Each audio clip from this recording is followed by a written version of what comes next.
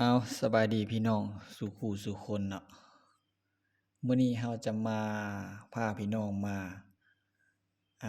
ปีนผาเนาะพี่น้องเนาะมื้อนี้ฝนก็ตกแน่เนาะอากาศก็ถือว่าครึมๆเนาะฝนรินแน่แต่เราก็ยังมาเนาะพี่น้องเนาะมาปีนผาเงินเนาะผาเงินที่อยู่ในเมืองวังเวียงนี่ถือว่าเป็นอีกบ่อนหนึ่งที่ว่าเป็นแหล่งท่องเที่ยวที่มีชื่อเสียงอะไรเนาะแต่ว่ามื้อนี้เราจะพาพี่น้องมาไปเบิ่งนำกันว่าแต่ทางขึ้นจนฮอดอันยอดผามันเป็นแนวใดเนาะพี่น้องเนาะเฮาไปเบิ่งพร้อมๆกันเลยเนาะทุกคนเนาะ Let's go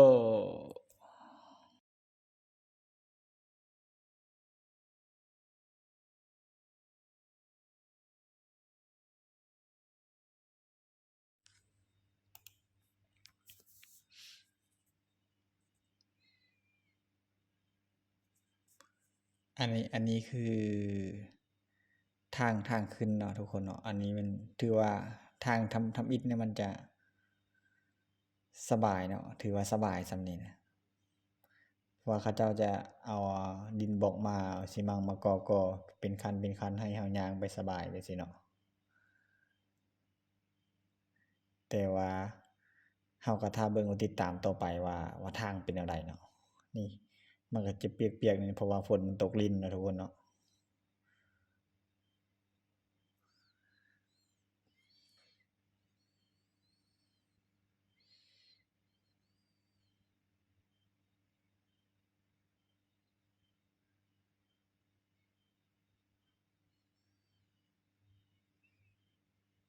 นี่ทุกคนมันจะเป็นจังซี่เนาะบางบอนมันก็จะเป็นจังซี่นี่ทุกคนมันจะเป็นอีหินผาแบบคลอกคอกแคกไว้สินะมันจะบ่แม่นแบบคือทางแบบเฮาลีกไปตามผาตามเหี่ยวแหละเนาะมันบ่แม่นทางว่าซั่นซะแบบเฮาลีกไปนะลีกไปตามโงนหินไปซั่น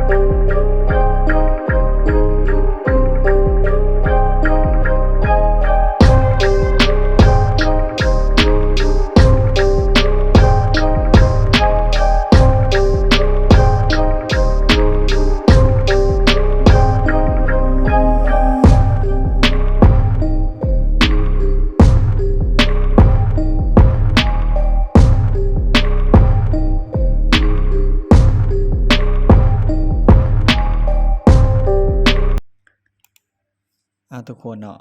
ถือว่ามาฮอดนี้ก็จิประมาณครึ่งทางแล้วเนาะทุกคนเนาะเพราะว่าเฮาย่างมานี่ก็ประมาณ6-7 นาทีแล้วเนาะถือว่าคันอันนี้ก็บ่ฮู้ว่าสิครึ่งทางหรือบ่ครึ่งทางแต่ว่าเฮาย่างมานี่ไกลพอสมควรโอ้ทุกคนมันมีบ่อนพักทุกคนโอ้มีเคียงขี้เหยื่อมีตุกน้ำอิหยังโอ้โหทุกคนนี่เบิ่งทุกคนนี่เขาเจ้าจะเฮ็ดเป็นมีบ่อนนั่งทุกคน โอ้โหเปียกหมดเลยฝนตกสิให้เบิ่งอันสภาพรอบๆสูงพอสมควรเนาะทุกคนเนาะนี่ทุกคนนี่เบิ่งเอาทุกคนโอ้โหควันหมอกเต็มหมดเลยอันนี้12 โมงนะทุกคน12 โมงกลางเว้นอันนี้นี่บรรยากาศอากาศนี่โคตรดีเลยทุกคนนี่ทุกคนบางบอนมันจะมีจังซี่เนาะเขาเจ้าจะเฮ็ดไม้เป็นคันเป็นคันสิเพื่อมันบ่มีทางไปเด้เขาเจ้าจะได้เฮ็ดเอาไม้เฮ็ดคันไดไปเนาะเฮ็ดเป็นคันไปนี่ทุกคนทางมันเป็นซี่เลยนะนี่เฮาเลีกไปตามก้อนหินนี่เลยนี่ทุกคนโอ้โหนี่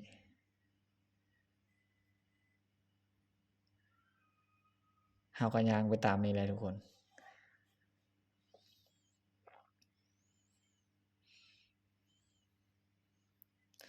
มันจะเป็นผาเป็นหินหน่อยสิเนาะโอ้นี่นี่ทุกคนนี่ทางหน้ามันจะมีเขาจะเฮ็ดเสือกเนาะนี่ผูกเสือกไว้นี่เด้ทุกคนนี่เฮาจับเสือกนี่ขึ้นไปนี่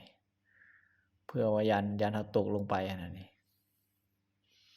ถ้าบ่มีเสือกจองนี่ขึ้นบ่ได้ทุกคนเนาะนี่เฮาจับเสือกนี่ขึ้นไปมีเฮาต้องได้ดึงเสือกนี่ขึ้นไปเนาะ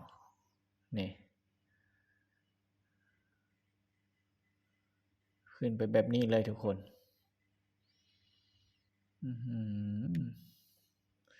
บ่อยากคิดสภาพเลยทุกคนนี่สิปืนให้เบิ่งทางหลังโอ้โห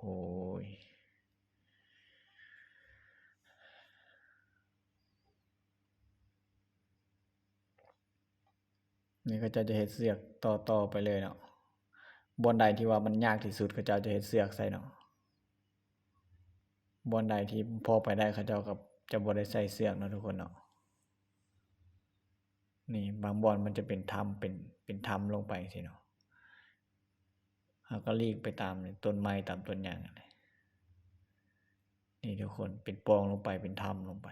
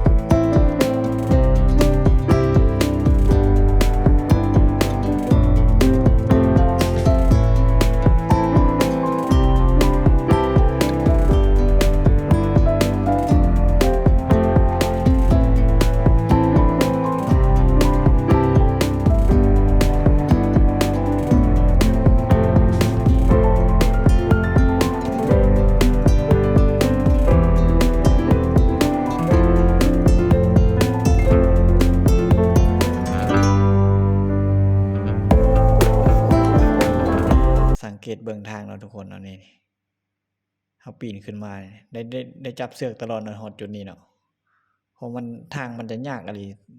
ตอนนี้เนาะแล้วก็สั่นอีกเนาะเพราะว่าตลอดทางนี่เฮาจะได้จับเสือกตลอดเนาะตอนนี้เนาะนี่ทุกคนนี่เบิ่งนํกันนะนี่เขาเจ้าจะเฮ็ดเสือกไปเลยตัวนี้เนาะเพราะมันฮอดจุดที่ว่ายากที่สุดเนาะในที่เฮาผ่านมานี่เนาะเพราะมันไกลแล้วเขาเจ้าจะมาแปลงมันก็ยากหั่นเอาก้อนดินบล็อกขึ้นมามันก็ยากมันก็ไกลพอสมควรเนาะเขาเจ้าก็เลยเฮ็ดบ่อนใดที่มันพอไปได้เขาเจ้าก็เฮ็ดป้ายสีดำดีเฮ็ดแปะจำได้มั้ยนี่เขาเจ้าจะเอาตานางมาใส่นี่เพื่อว่าย่านเฮาตกไปนั่นนี่ตานางมากั้งไว้นะทุกคนเนาะเด้เพิ่นจะเอาตานางมาใส่เนาะเพื่อว่าเฮาพวดผ่านโอ้โหมีคนทุกคนมีคนแสดงว่ามีคนขึ้นก่อนเฮาเนาะทุกคนเนาะนี่ทุกคนเพิ่นก็ถือว่าล้มลุกคลุกคลานพอสมควรเนาะเบิ่งทางหลังนี่ทุกคน สังเกตเบิ่งเพิ่นเอาทุกคนเนาะตอนนี้เฮาก็มาฮอดยอดผาแล้วเนาะทุกคนเนาะถือว่าทุกคนขึ้นมาต้องบอกเลยว่าต้องฮ้องว้าวอย่างแน่นอนเนาะเพราะว่าขึ้นมาเบิ่งบรรยากาศรอบๆนี่ถือว่าสวยงามอีหลีเนาะทุกคนเนาะมันจะเห็นภาพทุ่งนาแล้วก็ภาพภูผาที่อ้อมข้างนี่เห็นตัวเมืองวังเวียงเนาะเห็นหมดเดี๋ยวเฮาจะถ่ายให้เบิ่งว่าแต่ละข้างแต่ละมุมนะมันคักส่ำใดเนาะทุกคนเนาะติดตามต่อไป